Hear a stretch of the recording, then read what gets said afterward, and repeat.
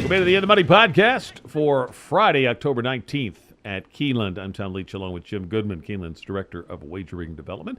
Going to take a look at the Friday stake plus the late pick four. And that stake is the Grade 3 Pin Oak Valley View for 3-year-old fillies on the turf going a mile and a 16th.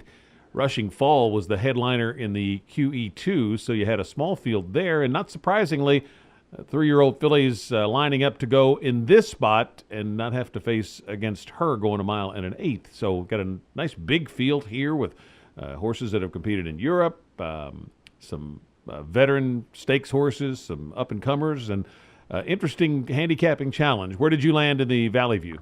Well, my pick is a filly that did scratch out of the QE2 on Saturday for this spot, and that's Daddy is a Legend.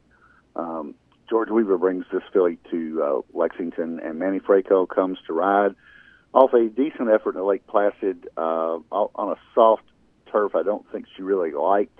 Ran behind Rushing Fall that day, got beat 5 1/4, and I just don't think they wanted any part of Rushing Fall on another turf course with a little give in the ground. So we're taping this on Thursday, so we had a yielding turf course on Wednesday. I would assume if we don't get any more rain that it'll firm up by Friday. So I think Daddy is a Legend will get a turf course more to her liking here. She ran the Appalachian last year on a yielding turf course. It got beat by Rushing Fall. There is no Rushing Fall in here, so I think she's the favorite here in my mind. Mighty Scarlet, the 4 for Chad Brown. Got to use her. She only got beat 3 lengths in the Grade 1 Belmont Oaks by Athena. Won last time out in optional claimer at Saratoga. Should set her up well for this one. And if the 14 draws in, Chipolata for Christophe Clement out of the same race, you've got to use her. But I'm going to take a stand with those 2 in here unless Chipolata draws in. Cannot leave her out because she's got some good European form, and then her first North American was a standout performance. Other than that, Colonia for Joe Bravo and Graham Motion has a good shot. Get Explicit for Barbara Minshaw and Sean Bridgemahan. A European that Mike Smith comes in to ride, Poetic Charm. Good year-old form and much better time form ratings than Chipolata. So I think you've got to look at her as a real challenge here. Kind of an unknown first North America. I'm going with Daddy is a Legend, but I could also talk myself into Poetic Charm if I go a little deeper. I ended up trying to beat Daddy is a Legend with Colonia. We interviewed Joe Bravo for the Today at Keeneland show, and he was really high on this filly.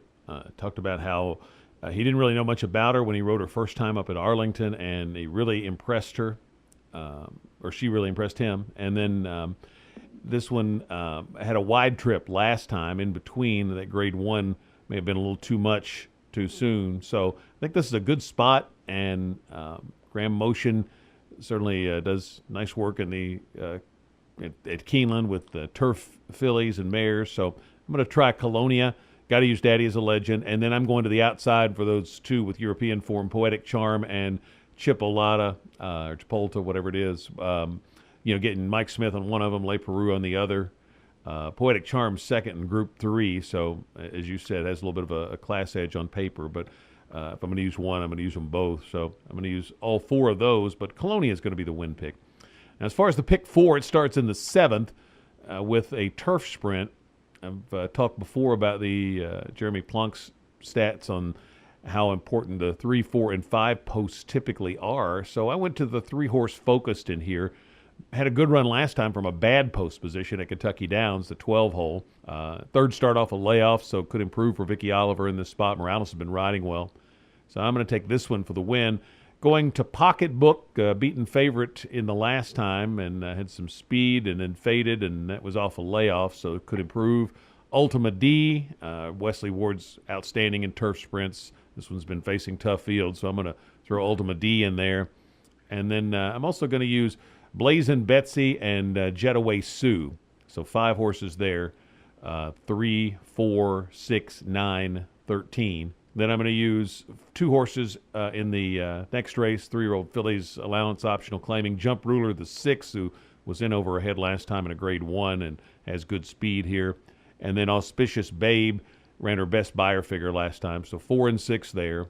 Going to use 3, 7, 13, 14 in the pick 4, or in the Valley View, my pick 4 ticket. And then in the last leg, I like Locally Owned a lot off that race behind Preamble, but I also am going to use Brush Country down on the inside, who was much improved in the second start, and then Sultry Samurai was a $300 and some odd $1,000 2-year-old sale purchase for a horse that has a $15,000 stud fee. So that horse must have been impressive at the sale. So I'm going to throw that one in as well. So 3, 7, and 8 in the last leg. How about you? Well, on Wednesday I got knocked out of pick 5 because I didn't use a horse. So I'm not going to get knocked out of the first leg of pick 4. I'm going to go all the first leg. This is 5.5 furlong sprint. You used 5. I could make a case for like 8 in here. I think Focused.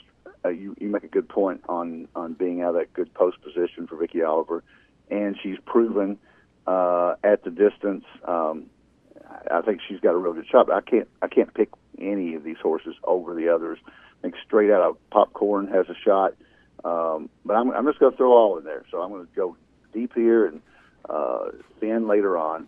I think Auspicious Babe is a potential single in the 8th race off that optional claimer at Churchill. Sets her up well for this, and ran the Alabama but didn't run a step and dropped back to her appropriate level. So Auspicious Babe here, but I'm also going to use the 5 Bo Peep for Willie Fires. In the third leg, I don't know why I said draw in. The 14s is in the race. We have 14 horses in that race, so I am going to use 3, 4, and 14 there. Daddy's a Legend, Mighty Scarlet, and Chipolata, leaving out the Poetic Charm, and that may come back to bite me. Last leg I think is pretty formful as well. The 3, 8, 10 Brush Country, Locally Owned that you mentioned, and also use Synthesis. Keith DeSormo is a good trainer, and they threw this horse into a couple of graded stakes, and he didn't embarrass himself, but the best pal in the Iroquois, they really like it. It's still a maiden, obviously, and dropping back to a maiden special weight, so we use Synthesis in there as well. So all with 4, 5, with 3, 4, 14, with 3, 8, 10.